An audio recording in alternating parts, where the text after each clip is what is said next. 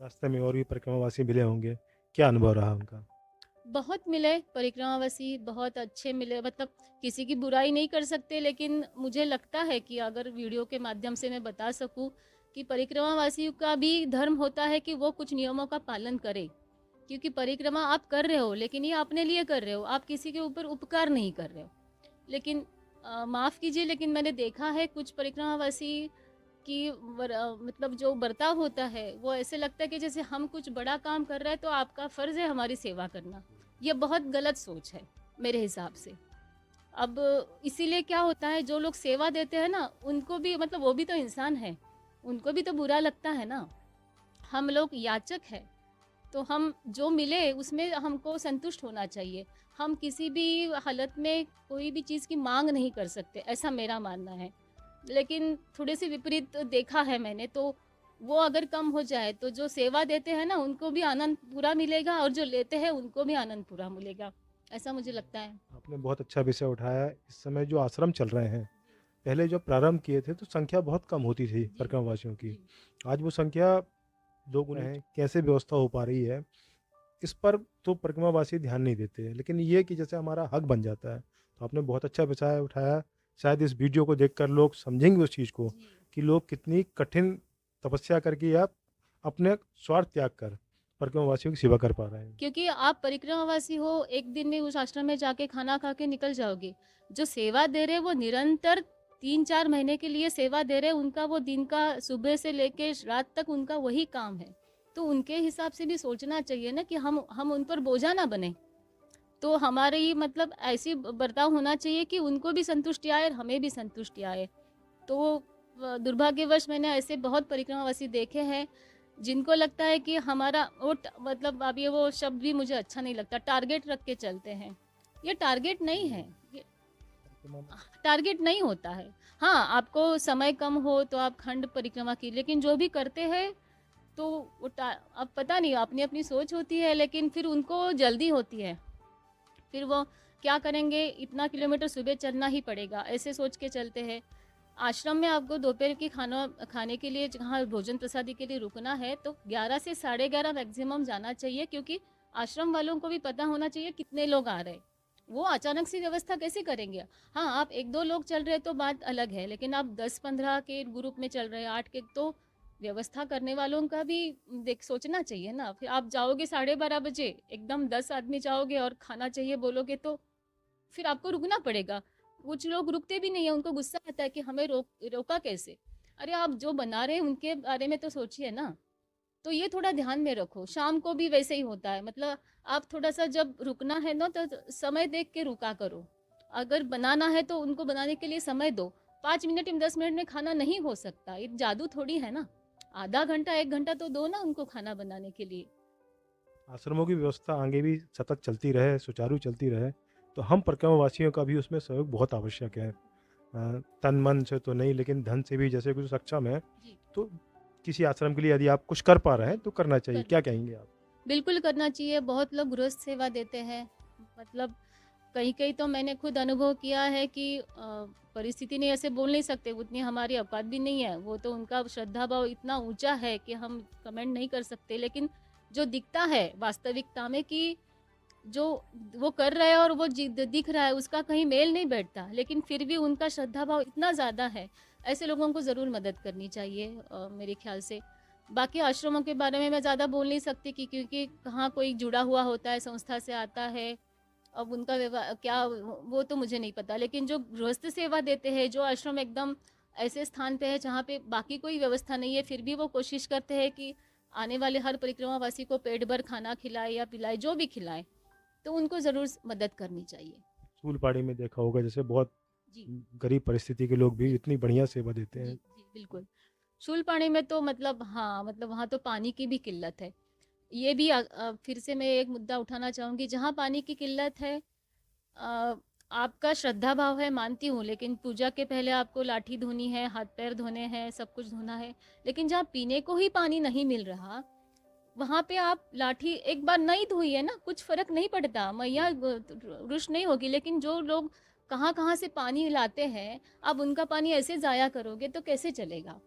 तो श्रद्धा भाव होना अच्छी बात है, लेकिन जहाँ पे आपको दिख रहा है आँख से कि पानी की किल्लत है, वो बोलते हैं कि कपड़ा भी मत धोइए क्योंकि हमारे यहाँ पानी नहीं है। तो आपको उनका मतलब सम्मान करना चाहिए जो वो बोलते हैं। तो मुझे थोड़ा-सा ये लगता है कि हाँ, लाठी को साफ करना चाहिए, लेकिन जहाँ पे जिस चीज़ को आपको महत्व देना चाहिए, वो देखना कि 90 दिन हो जाएँगे कल। 90 दो में कभी कोई ऐसा 90 मिनट या 90 सेकंड में ऐसा लगा हो कि तकलीफ, दुःख, दर्द या अपने इस काम पे, निर्णय पे पछतावा, नहीं, ऐसा कुछ? नहीं, कभी भी नहीं। बस कभी एक एक बार ऐसे हुआ कि 6 बजे तक मैं कहीं पहुँच ही नहीं पाई और थक गई थी और मैया को बोल रही थी कि ये क्या हो रहा है, मतलब कहीं तो पहुँचा दे मुझे। एक ही बार ऐसे हुआ है और तब से मैंने मैया को बोला है कि मैंने मैया से कॉन्टैक्ट किया है कि 5 से साढ़े 5 तक मुझे कहीं भी पहुँचा दे, तो उसके बाद मैं कभी लेट नहीं हुई। आश्रम में बराबर 5 या सवा 5 बजे पहुँच जाती हूँ। कभी एक्सपेक्टेड किया कि कुछ खाने की इच्छा हो रही है और आगे मिल गया हो? सच पूछूं, अगर सब किसी को पता नहीं विश्वास हुआ कि नहीं, मैंने कभी ऐसी इच्छा नहीं की क्योंकि मेरा मानना ये बहुत ही क्या बोलते हैं, सेकेंडरी चीज़ है। हम खाने की इच्छा करने के लिए परिक्रमा में नहीं आए हैं। वो तो मैया कृपा से मिल ही रहा है ना, तो फिर आप परिक्रमा में चल रहे हो और आपको हलवा खाने की इच्छा हो रही है तो आपका मन परिक्रमा में नहीं है, ऐसा मैं बोलूँगी। तो मैंने कभी ऐसी इच्छा नहीं की, लेकिन मैया कृपा से मुझे हर तरह का मीठा खाना मिला है, हर तरह का। मैया के तट से चलना और कुछ दूर से चलना, क्या अंतर समझ में आता है दोनों में? ये अपनी अपनी मान्यता के ऊपर है, व्यक्तिगत रूप के ऊपर है कि किसी को दूरी से ज़्यादा सहूलियत लगती है, टाइम कम लगता है, आसान रास्ता होता है, किसी को लगता है तट से जाओ तो ही सही है।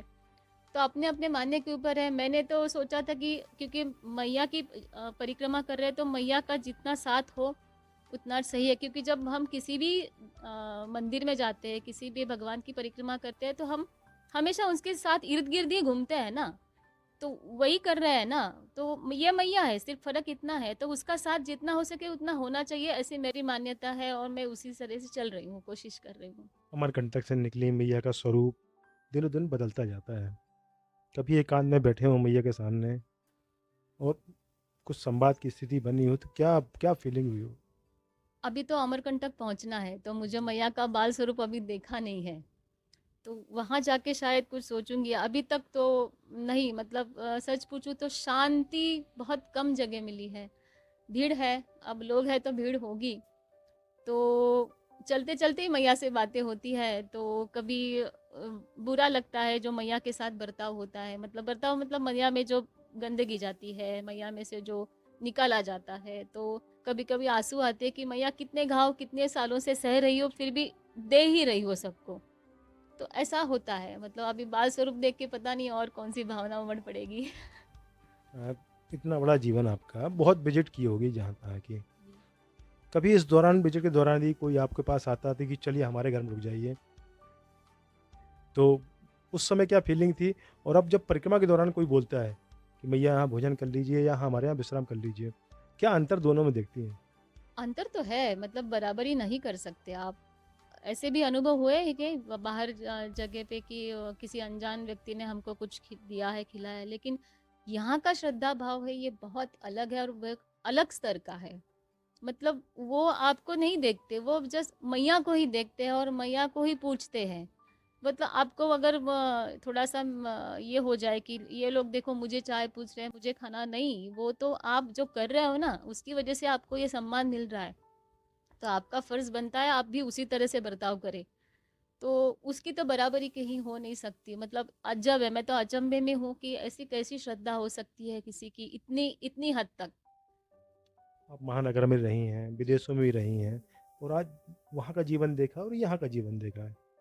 तो क्या समझते हैं कि आदमी को कितने संसाधनों में, बहुत कम संसाधनों में या बहुत कम संसाधन जोड़ने की संसाधन आवश्यकता जोड़ोगे, आप अब ये बोझे की बात कर रही हूँ, जितना कम लोगे वो जो खुद का उठाना है, खुद का बोझा है, तो जितना कम लोगे कम उठाओगे। तो इसका कम उठाओगे बोझा, मतलब जितना कम संसाधन साथ में लोगे उतना कम में रहना सीख जाओगे। तो 3-4 महीने में आपको आदत पड़ जाती है उतने में ही समेट के रह जाना, उतना ही है ज़रूरत है उतने में ही रह जाना। लेकिन अब ये परिक्रमा की बात है, लेकिन वास्तविक जीवन में हम अभी टेक्नोलॉजी है, जो भी है, ज़रूरत तो पड़ती है, आगे बढ़ना है, ज़माना बदल रहा है तो लेकिन ख़्याल रखो कि आप उस किसी भी चीज़ का मतलब ओवर यूज़ ना करें। ये मुझे लगता है कि हाँ, फ़ोन दिया है आपको तो फ़ोन का बहुत ज़्यादा उपयोग है, लेकिन उससे ज़्यादा उसका दुरुपयोग भी ज़्यादा होता है कि कितना टाइम स्पेंड करना है, वहाँ से जानकारी लेनी है तो कौन-सी लेनी है, तो ये हर एक की अपनी-अपनी सोच है। लाइट्स अभी आप सब जगह लाइट्स है, लेकिन कोई भी ऑफ स्विच ऑफ करना नहीं मतलब ध्यान ही नहीं देते, सब खुला रहता है, तो वो बुरा लगता है। नल का पानी खुला रहता है, तो वो बंद नहीं करते, मतलब किसी को चिंता ही नहीं है ना, क्योंकि माई का पानी तो आ रहा है। तो ये छोटी-छोटी चीज़ें जो हम सीख के अगर जाएँ और अपने जीवन में लाएँ, तो मुझे लगता है कि वो भी बहुत काफ़ी है। बहुत लंबी बात हो गई आपसे। कुछ बोलना चाहेंगे आप हमारे दर्शकों से जो या तो परिक्रमा करना चाह रहे हों या आप जैसे परिक्रमावासियों के अनुभव सुनना चाहते हैं, जी। कुछ कहना चाहेंगे? नर्मदे हर परिक्रमा तो हर एक ने करनी चाहिए ऐसे मुझे लगता है, हो सके तो पैदल कीजिए। और सबसे महत्वपूर्ण बात मुझे ये लगी कि 50 ये मैक्सिमम 60 तक ही परिक्रमा की उम्र है।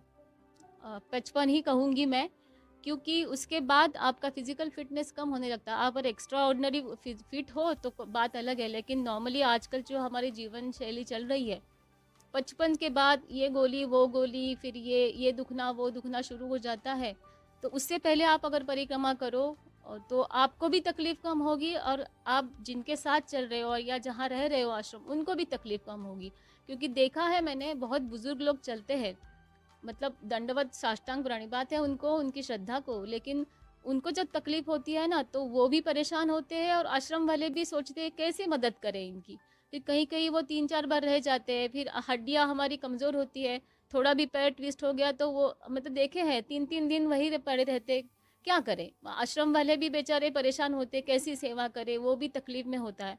तो मुझे लगता है जितना जल्दी आप करो, लेकिन करो, परिक्रमा करनी चाहिए। अगर आपकी फिजिकल फिटनेस नहीं है तो गाड़ी का भी ऑप्शन है आजकल, वो भी कर सकते हैं। लेकिन पैदल परिक्रमा की कोई बराबरी नहीं है, उसका अनुभव बहुत ही अलग है। तो आप जितना हो सके करो, ये इतना ही होता है मुझे। जहाँ जहाँ से बड़े शहरों से गुजरी हूँ, शहर का पूरा कचरा, गंदगी मैया में बहती है। तो एक तो हम लोग शहर शहर के लोग तो अपने हिसाब से करेंगे, लेकिन जो परिक्रमा हमें में है, उन्होंने खास ख्याल रखना है कि हमको जो दिया जाता है पैकेज फूड, बिस्किट के पैकेट्स या नमकीन, खाओ, मतलब देने वाला तो अपने इससे देता है, आप भी खाओ, लेकिन आप जो रास्ते में डालते जाते हो ना, वो बह के मैया में चला जाता है। तो इकट्ठा करो, उसका कुछ वजन नहीं होता, मिलीग्राम में वजन होता है। इकट्ठा करो, जहाँ पे आपको डस्टबिन मिले वहाँ डालो। ये इतना मैं ज़रूर कहूँगी, क्योंकि बिस्किट के, तंबाकू के, मतलब अब जो जो खाते हैं उसका मत खा लेते हैं, वहीं फेंक देते हैं। तो आप बहुत जगह खेतों से चलते हैं, आप बहुत जगह मैया किनारे से लग के चलते हैं, तो ये सब गंदगी, वो प्लास्टिक, आप सब जानते हैं कि नष्ट नहीं होता।